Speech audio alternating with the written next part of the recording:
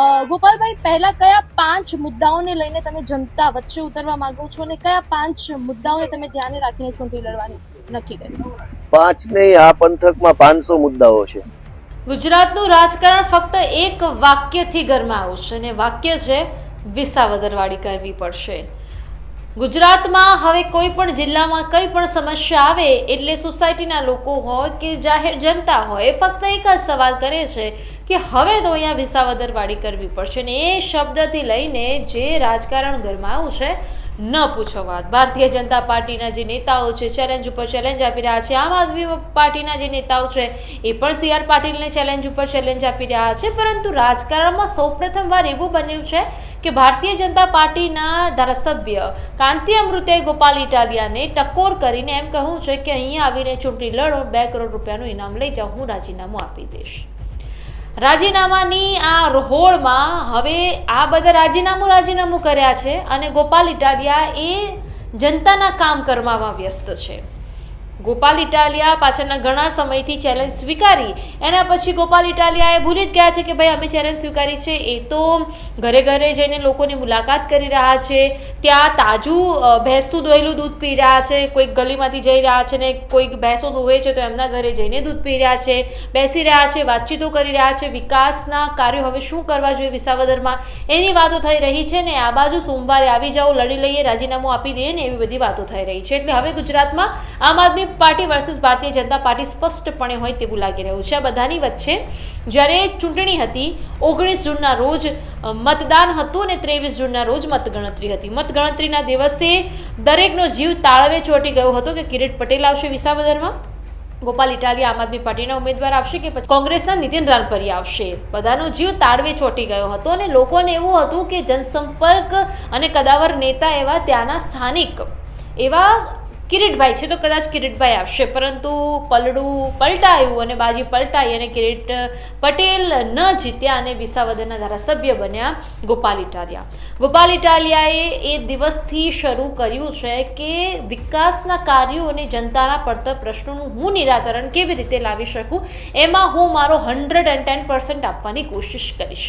ગોપાલ ઇટાલિયા એ દિવસથી જ લઈને અત્યાર સુધી એમણે ઘણા બધા કાર્યો કર્યા. આપણે ગણી લઈએ 23 જૂનથી લઈને અત્યાર સુધી લગભગ 18 દિવસ જેટલાનો સમયગાળો થયો. 18 દિવસમાં એમને જે કાર્યો કર્યા છે એ કાર્યોની એમની યાદે પણ બનાવી છે કે કઈ જગ્યાએ એમને કયા અરજી લઈને તેઓ ગયા હતા અને મૌખિક અને લેખિત રજૂઆત એમને કરી હતી ને કયા કાર્યો થયા છે ને કયામાં હજી પણ વિલંબ લાગશે એમ લઈને એમને પોતાના ફેસબુક હેન્ડલ પર એક પોસ્ટ કરી છે. અને પોસ્ટમાં એમને લખ્યું છે કે હું વિધાનસભાની ચૂંટણી જીત્યા પછી આજ દિન સુધીના મેં કરેલી જે કામગીરી છે એ એમને આખી બતાવી છે. કામગીરી હું વાંચતી નથી પરંતુ લગભગ 12 જેટલા મુદ્દા આવરી લેવામાં આવ્યા છે. સ્ક્રીન પર તમે જે દ્રશ્યો છે નિહાળી શકો છો. 1 થી 12 મુદ્દામાં એમને જે કરેલા કાર્યો છે એમના દ્વારા લખવામાં આવ્યા છે. એટલે એક બાજુ ભારતીય જનતા પાર્ટી ચેલેન્જ આપવામાં મશગુલ છે ત્યારે કામ કરવામાં મશગુલ છે પણ વિકાસના કાર્યો કરવામાં મશગુલ છે. એટલે આના પરથી આપણે દરેકને ખબર પડવી જોઈએ કે ચેલેન્જવાળી બંધ કરો ને વિકાસના કાર્યો કરો. ગોપાલ ઇટાલિયાને પણ મારે તો કહેવું છે, કાંતિભાઈને કહેવું છે કે ભાઈ શું છે ચેલેન્જ. મોરબીના ધારાસભ્ય તમે છો, તમે લડી ખાઓ. અને ગોપાલ ઇટાલિયા વિસાવદરના ધારાસભ્ય છે, હાલાકી એમને શપથ ગ્રહણ કરી નથી તો એમને એમનું લડવા દો, તમે તમારું લડી ખાઓ. તમે તમારી જનતાને ખુશ રાખો, વિકાસના કાર્યો કરો. ગોપાલભાઈ એમની જનતાને ખુશ રાખી વિકાસના કાર્યો કરે. મામલો અહીંયા સેટ છે તો પછી ચેલેન્જની શું વાત આવે છે?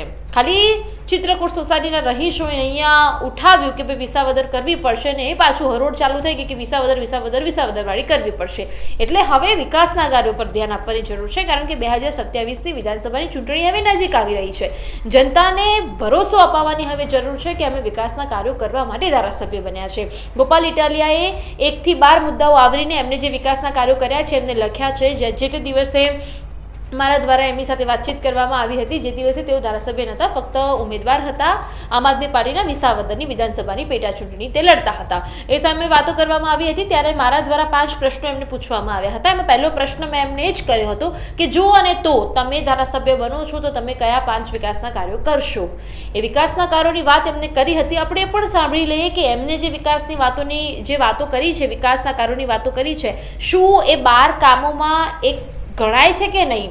તો પહેલાં જ એમને એવું કહ્યું હતું કે મારે જે છે ઇકો ઝોનની જે સમસ્યા છે તેનો નિકાલ લાવવો છે ને એમને ઇકોઝોનની સમસ્યાનો જે નિકાલ છે તેમાં લેખિત તેમજ મૌખિક રજૂઆત કરેલ છે, એનો પણ અહીંયા સમાવેશ કરવામાં આવ્યો છે. એટલે એમને અત્યારે વિકાસના કાર્યોની શરૂઆત કરી દીધી છે. 1 થી 12 જેટલા વિકાસના કાર્યો એમના દ્વારા કરવામાં આવ્યા છે. એમને લેખિત અને મૌખિક બંને રજૂઆતો કરી છે.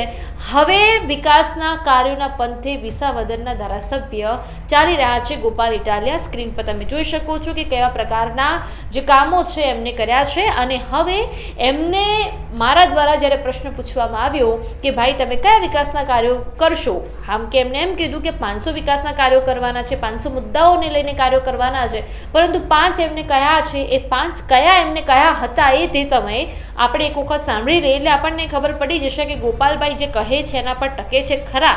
સાંભળો આ વિડીયો. ગોપાલભાઈ, પહેલા કયા 5 મુદ્દાઓને લઈને તમે જનતા વચ્ચે ઉતરવા માંગો છો અને કયા 5 મુદ્દાઓને તમે ધ્યાને રાખીને ચૂંટણી લડવાની નક્કી કર્યું?